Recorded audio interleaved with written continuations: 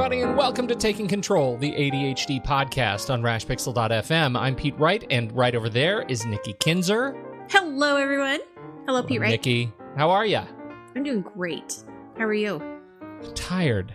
Can I tell you why? It's so stupid. Okay. Tell me. The weather has changed. We've reached the confluence of events that cause me to be tired in the morning.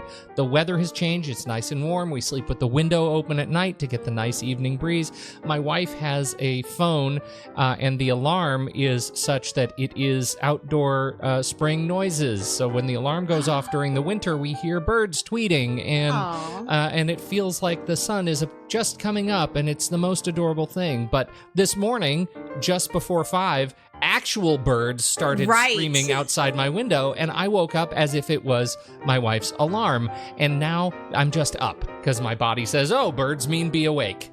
And now I'm exhausted. The birds have flown away. I have no birds to keep me awake. Here it is now 10 o'clock, and I'm exhausted. Yes. I need you. No. You are going to keep me awake today, Nikki. Oh, no. Yeah. That's a heavy responsibility. This better be good. Okay. Oh, boy. All right. What do you have going I'm going on? to do my best. Well, Yes. This is what's funny. You remember how last week we were like, we're not really garage sale people? You're having a garage sale? I'm a garage sale person this weekend. Yes, but not at my house. But this is what's so funny is that the best way to do it is do it at other people's houses. Yes. Well, because here we were last week just talking about, we may not be the right people to talk to, right? About garage sales. But then my mom, she lives in a neighborhood and they do this annual garage sale, and it's the first weekend of June, and it's every year. And she doesn't always do it. But she texted me earlier this week, and said, I'm doing the garage sale. Do you guys have anything? Because I don't have very much. And I'm like, oh boy, do we ever? And oh boy, how could I do this so that it's not stressful and time consuming? And so after we are done with the recording of this show, I am going to be gathering stuff around the house. I'm going to make it kind of fun so that it's not stressful. And I'm just going to, get what I think would sell and put everything in the back of my car. And I'm going to take it over to my mom's house tonight. And then tomorrow morning, my daughter and I are going to get up really early, like earlier than I ever normally get up. And we're going to do a garage sale. You know what I like about this? Let me tell you what I like so much about this. Since you're doing it at your mom's house, I think judges would rule this is still you not officially being a garage sale person.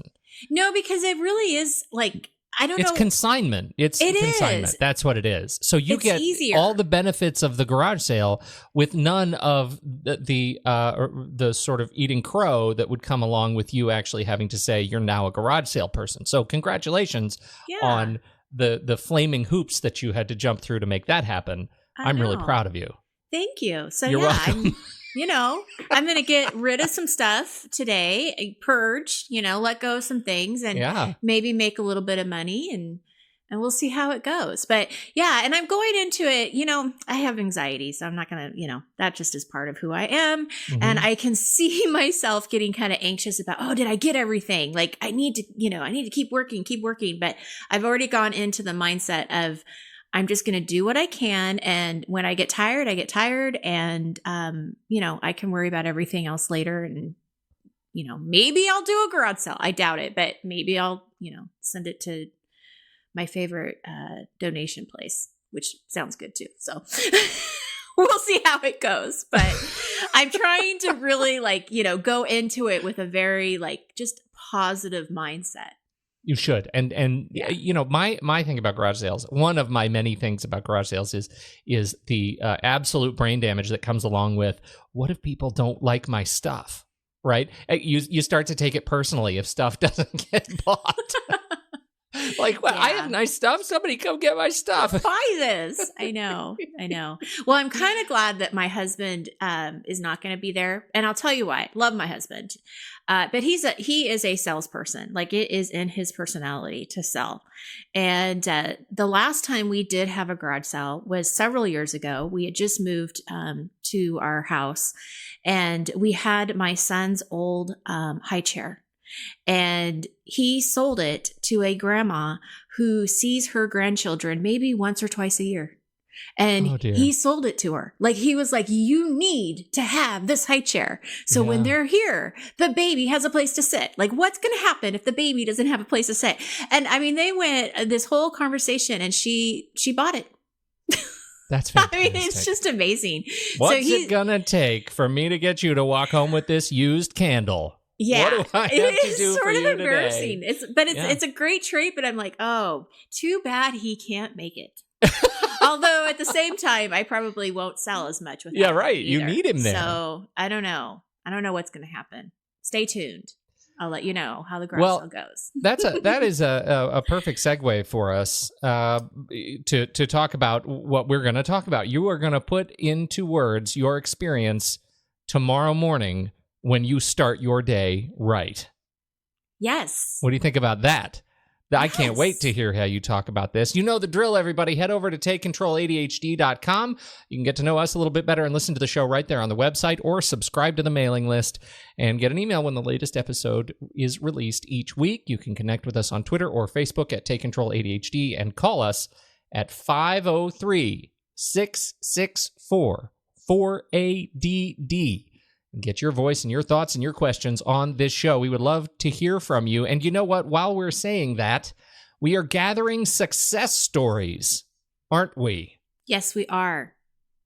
And they're great. Why are we doing that? Because I want that to be a really great show. What a fantastic show. Yeah. Right. Yeah, well, because we do Q&A shows, but we've never done a success story show where we just talk about what you have implemented in your life, the changes you have made in your life that actually feel like real success to you. And that's what we want to talk about and share. And they're already coming in, and we haven't even talked about it yet. Right.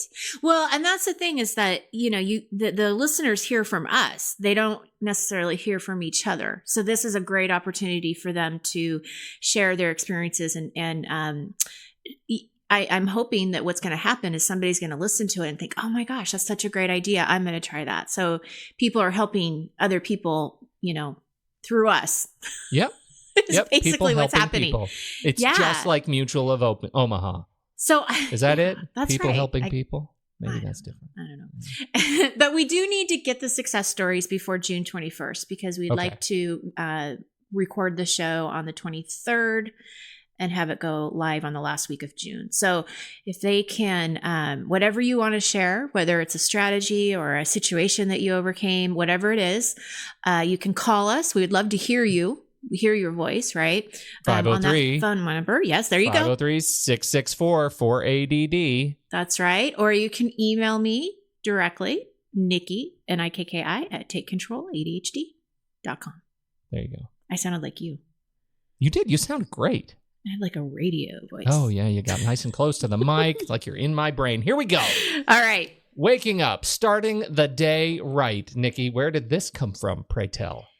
Well, couple things, because last week there was a question about I'm always pushing snooze and, there has to be sort of a negative consequence to me getting up. So that kind of generated some ideas.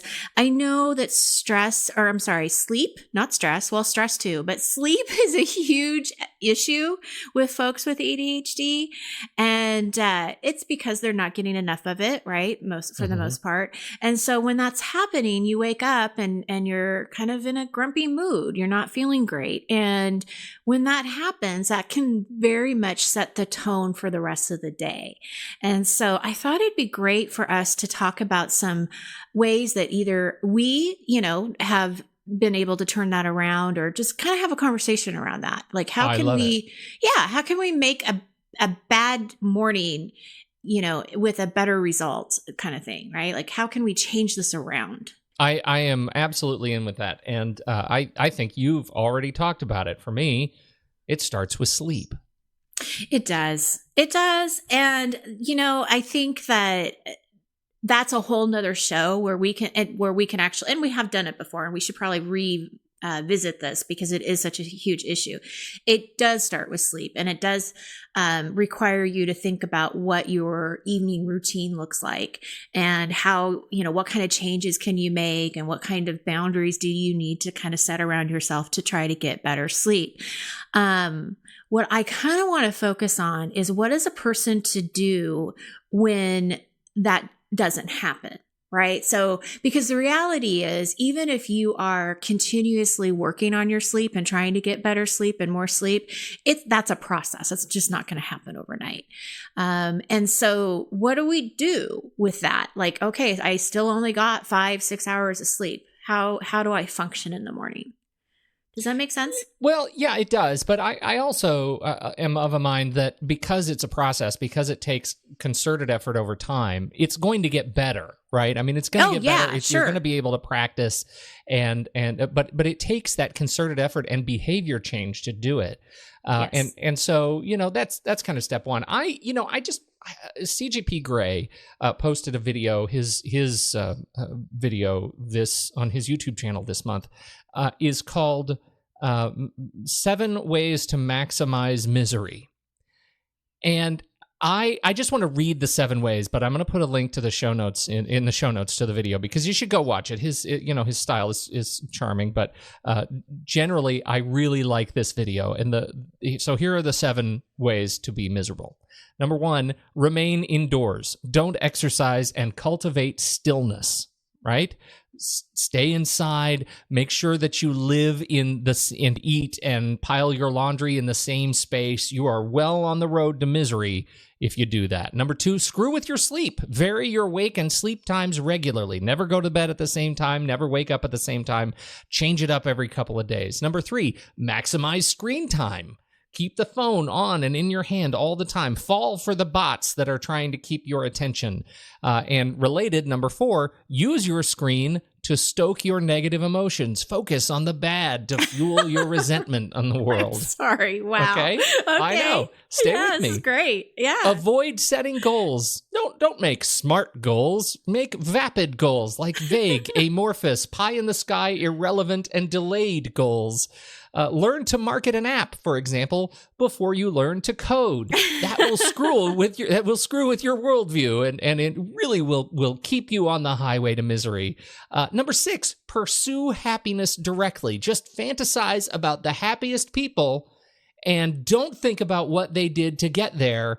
And you are going to be miserable because you will discover that is an inachievable thing. And number 7, which is related to all 6 of the above, if you're doing all 6 of the above, then you will develop the instincts that you can follow to continue to maintain your most miserable of lives.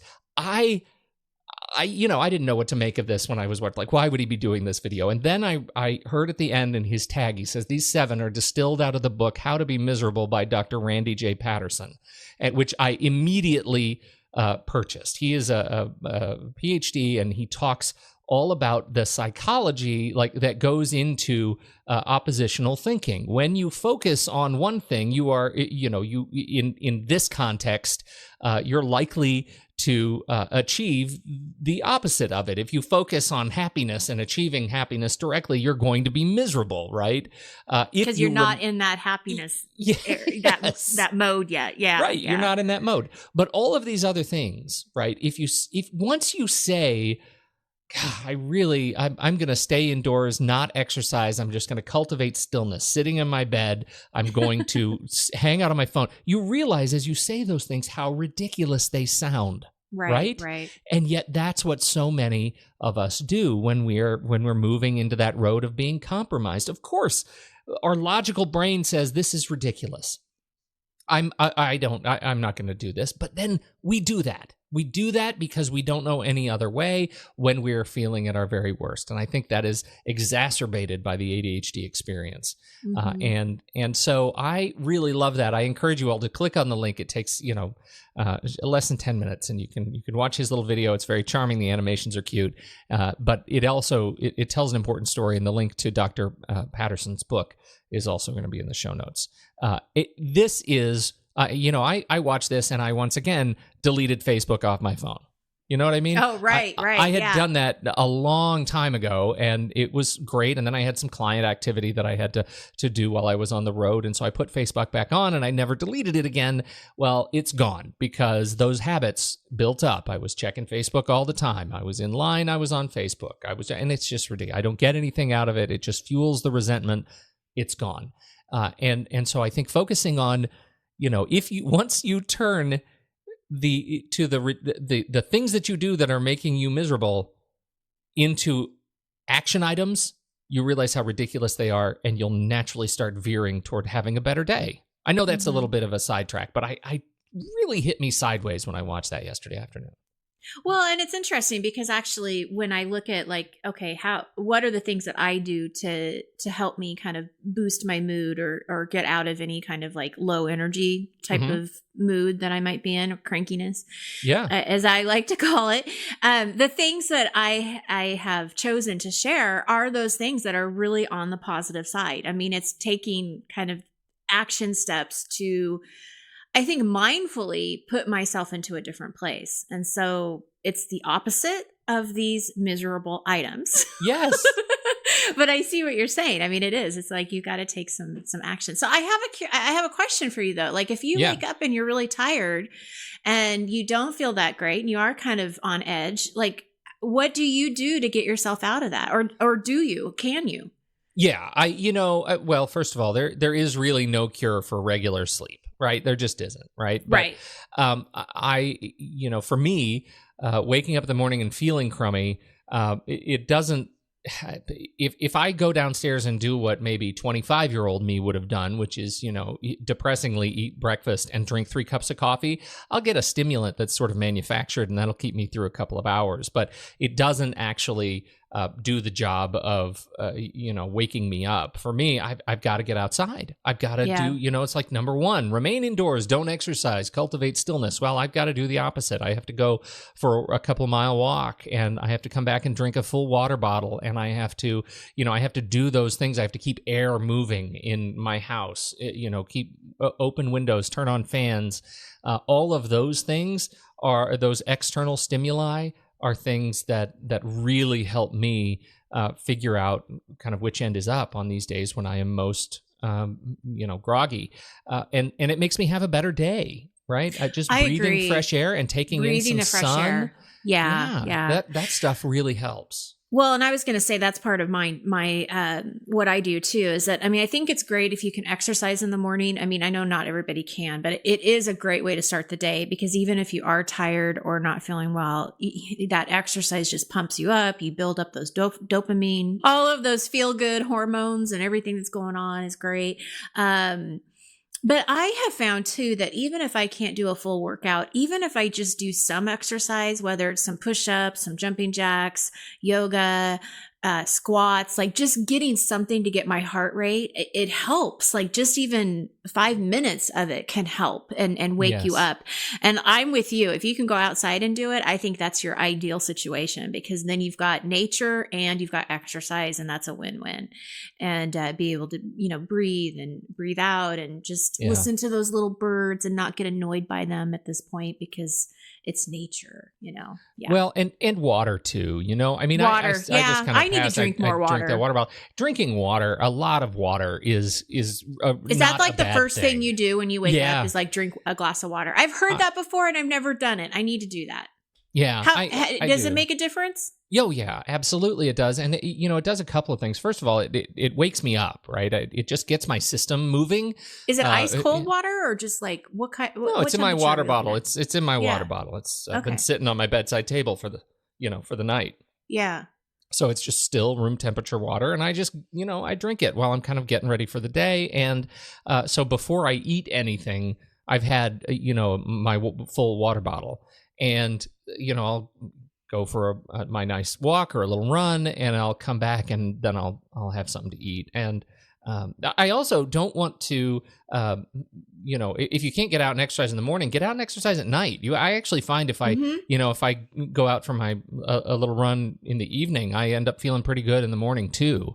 It's just one of those. Sense. Yeah, it's just one of those things. There's some research out there that, you can find either way. It says, you should never exercise before bed. I had a doctor tell me once, don't exercise before bed if you have sleep problems, because you're getting your adrenaline up, you're getting the chemicals in your body that are required to move are moving more quickly, and so it makes it harder to go to sleep. I found that once you get into a routine, coming home after a workout, spend an hour before you go to bed, you're fine. You know what else I did? What else did you do? Well, actually, it's something I learned from an old trainer that I used to work with, and he called it GYST. Mm-hmm. And it's something that he said, okay, do this before you even put your feet on the ground. Like when you first wake up, I want you to GYST. And I'm like, well, what does that mean? And it basically means get your bleep together. Okay, GYS. Okay. You can kind of guess what S is. Yes. Yeah. Yes. Now, I kind of think a nicer way to say that might be set the intention for the day. Right? So I kind of went from GYST, because that's not really who I am, to say that all the time. But I do like saying, set the intention for the day. And so a lot of times what I'll do, and I don't do it every day because I don't always remember to do it, but it is nice to do, especially if you are tired and you really don't want to get up, is to sort of set that intention for the day of what you want. It's kind of an affirmation of sorts, right? So sometimes I'll just be like, okay, I'm going to choose happiness today. I'm going to choose being positive. I'm going to be grateful. I'm going to look for the good. And you're just sort of like kind of reminding yourself of how you want your day to be, and setting that intention right up. Mm-hmm. Now, if you want to meditate, which a lot of people will meditate, right? We've heard about that. Like meditation in the morning is a great way to kind of stay calm and be at peace. And, but I don't recommend meditating in your bed. Like you kind of have to get out of bed. Yeah, especially if you're struggling with, waking up in a good space. Because that'll put you right back to bed. Setting the intention is different than the meditation. So I just want to be clear about that. You can include your intention within your meditation, but meditation in the morning is probably, you're going to fall right back to sleep. Yeah. If you're meditating in bed. Yeah, you're going to go right back to sleep. Can I, speaking of all of these things, meditation, particularly setting affirmation and screen time, just a recommendation that has really helped us is don't pick up your phone and check the news first thing in the morning. Oh, yes. Right? In fact, you know what I suggest doing? Listening to music. Yeah. Yeah. Wake up to music. something that really gets you started. Because nothing is going to keep you in a bad mood than watching the news. Yeah, especially right now. It's too easy to find bad. You want to find bad news. You want to set yourself up for a negative course for the day. It's way too easy to do that right now. Oh, I totally agree. Agree. Like, you don't do that. Yeah. Well, and I find I have to share one of my favorite musicians, because whenever I'm kind of down or I just need like a little boost, I listen to Jason Mraz. Oh yeah, love him. Oh, yeah. Absolutely love his music. I love his message in his songs and what he brings, to his music, and just the light in my life. I mean, seriously, it just makes me so happy. So if you have somebody like that really just makes you happy whenever you listen to them, I mean, that can definitely get you out of a bad mood and just be happier, right? I mean, I don't know how else to explain it. It's just all of a sudden it's like that music is like, oh, all is good in the world. Yeah. Or do you have a musician like that? Is there somebody that you listen to? Well, yeah, I play around with a lot of different kinds of musicians, and like I'm a big fan of Apple Music, and I'm a big fan of they have this this automated playlist, right? So based on what I have liked each week and what I've added to my library. They give me a new music mix that updates every Friday. And so I just set that to start playing in the morning. And it's music I have never heard because it's brand new, but it is based on the stuff that is already in my library. And it's gotten really good. The first several weeks it was terrible, but it's gotten really, really good now. And so there's nothing on there that I won't really resonate enjoy. with. Enjoy. What else do you do? How do you do? This is the big question for me, though. This is where I really struggle. And we implement all sorts of different workarounds and accommodations, but we tend to have to shake them up because once the family gets used to these accommodations, they don't work anymore.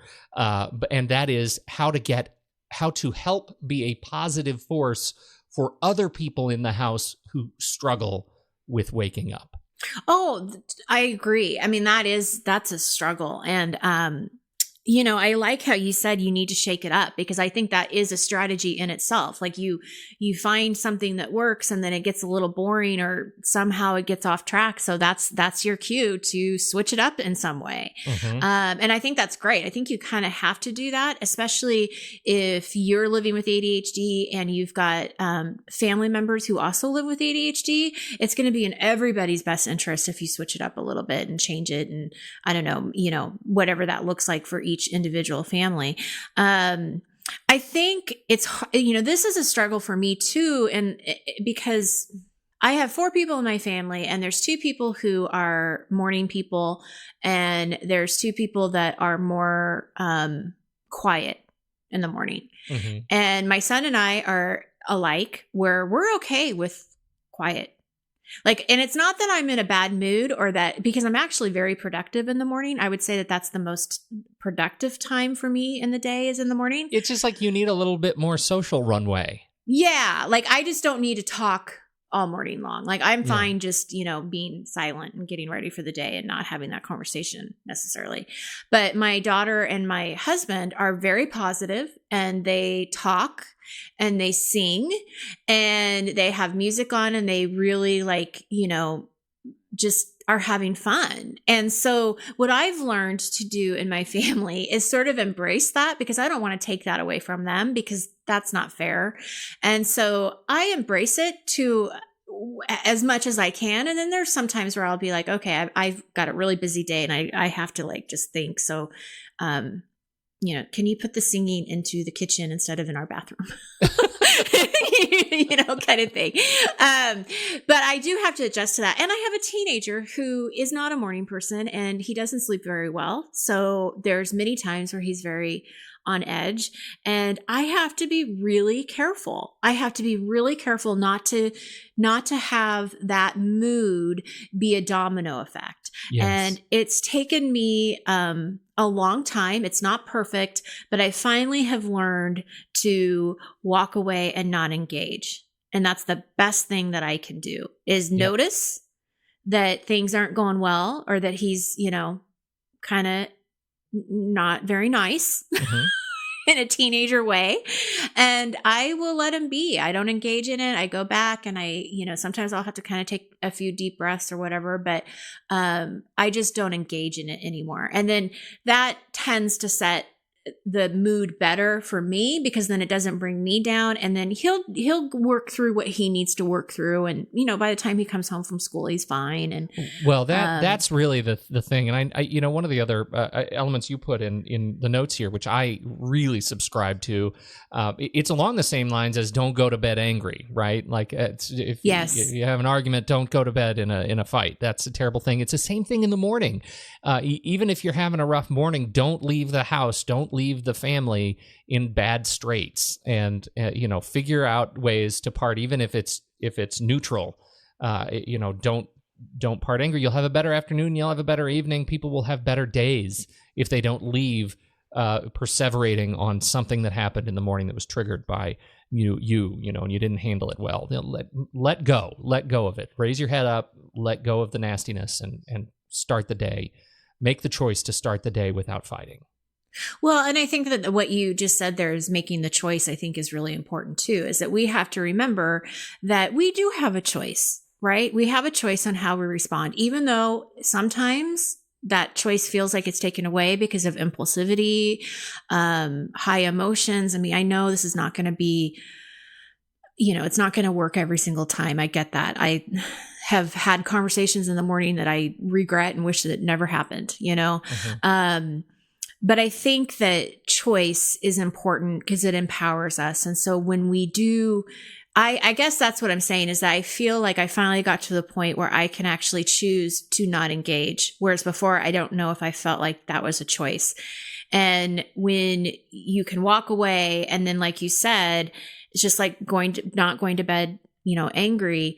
I have to smooth the waters here, because it is really important to me personally.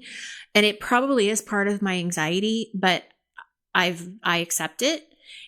I am not comfortable if anybody in my family leaves the house without saying goodbye. So we need to always say goodbye to each other. We need to give each other a hug, and we always need to say, I love you.